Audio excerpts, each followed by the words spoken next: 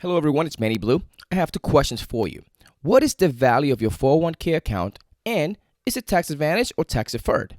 Let's start with what is a 401k account. A 401k is simply an employer sponsored contribution plan as defined in the subsection on the Internal Revenue Code tax code, right? It is a tax code that allows you to fund the account and defer the taxes for a later time, meaning you pay taxes later. Yes, it is not tax free.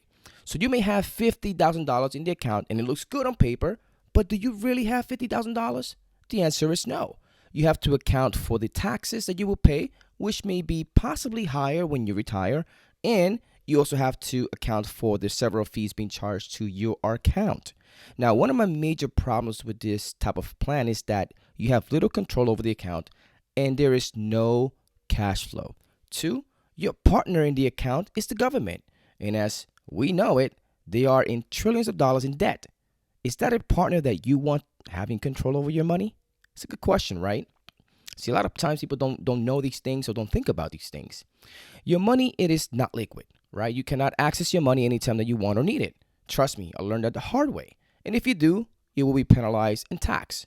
So you have to be at least 59 years old and a half to avoid that 10% penalty, but you will still pay taxes regardless. You are also limited to how much money you can invest in the account. The truth is that most plans with tax benefits have some type of funding limits. Now, you also have to keep in mind that your money is not guaranteed.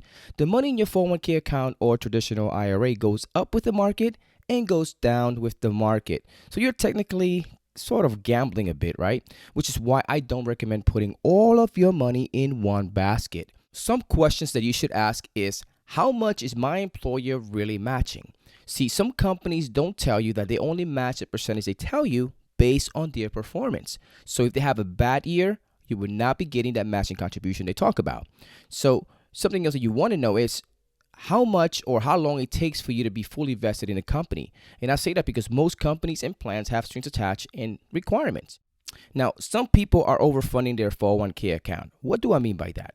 Let's say your company is matching 6%, but you are now putting 14% because you want to grow your money faster. In my opinion, you are cheating yourself. How so? Well, there are other accounts that are more tax favorable and would be more beneficial to you, where you can take that extra 8% and create another bucket where your money is now working for you, which I will discuss on my next video. See, I'm not saying that you shouldn't get a 401k.